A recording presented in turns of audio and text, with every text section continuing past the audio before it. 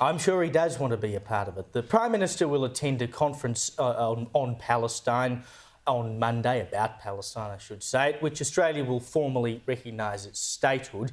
Here he was on the tarmac this morning addressing the international turmoil.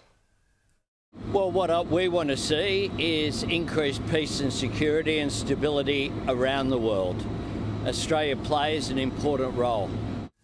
My name's Albo and I'm here to help. Now, that's annoyed a number of key Republicans who put out an open letter to countries including Australia yesterday, warning that they may face quote-unquote punitive measures if they go through with it. The PM will also, for the first time, address the UN General Assembly on climate change, which is conveniently after his government announced its new emissions target for 2035. And all of these meetings. What about Donald Trump? Well, Trump, of course, told reporters this week that Albanese would be visiting him very soon, but he didn't say any more than that. And according to the Sunday Telegraph today, there's still no guarantee of a meeting. You're well plugged into our great mate Albo. Albo and I both know equally as much as whether or not there's going to be a meeting. Well, and this is the point, right? Isn't it?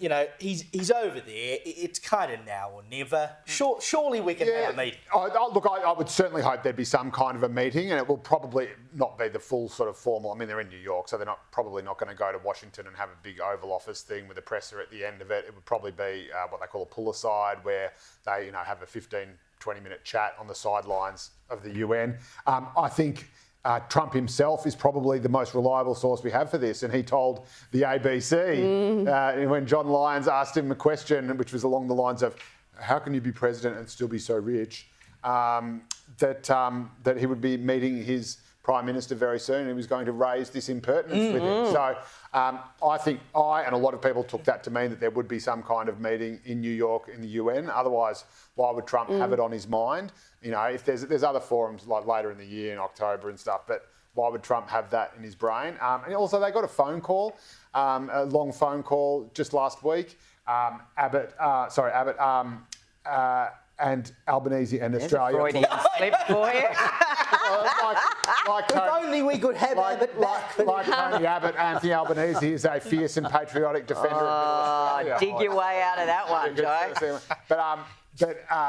But you know, we did not get hit with the tariffs that everybody else did. We are still on the absolute lowest level of tariffs. So we're in terms of money walking the walk, then Australia and the US seem to be in a pretty good place. The relationship seems to be in a pretty good place. This will become the question now after that open letter from these congressional Republicans, many of whom are very close to Donald Trump, including Ted Cruz and others. This threat of punitive action if we go through with recognising a Palestinian state, which I will note more than 140 nations in the UN have already done, and it's made zip difference to anything. Yeah, well, there actually isn't a state, so that'll help immensely. But given these are people who are close to Trump, what are the chances that he turns around and says to us in Canada and the UK and others, I'll give you a little tickle up with the tariffs? Yeah, well, I think that's well and truly could be on the cards, and particularly they did say that punitive action could take place. So, I mean, honestly, I don't think Albanese aligns in any shape or form with Trump. Now, people might sit there and go, that's a great thing, but the reality is Trump likes to have relationships with people in particular that he agrees with and that agree with most of his worldview. And between the climate targets that have been released, the recognition of Palestine, the very helpful question asked by an ABC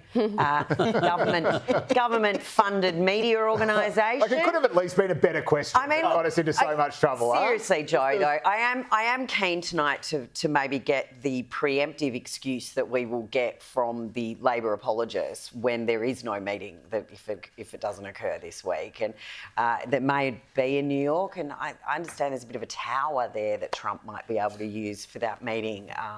Doesn't need the White House. He certainly has plenty of real estate where he could host Albanese. But I look forward, Joe, to seeing what the excuse is if the meeting doesn't happen. Well, I guess that's what will the excuse be, Evelyn? I mean, it would be pretty extraordinary if you walked away from this without that meeting, and at that point you'd have to. You could almost excuse it up to this point and say, look, things hadn't worked out. Trump had to rush off from the last meeting because of what was going on with Iran, whatever.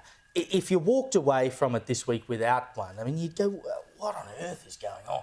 I would be very worried for us back here because it is an incredibly important alliance for our little country, all the way over here in the Southern Hemisphere on our own. I think that America perhaps bring more to the table than we bring to them. So it's important for us to have a good relationship.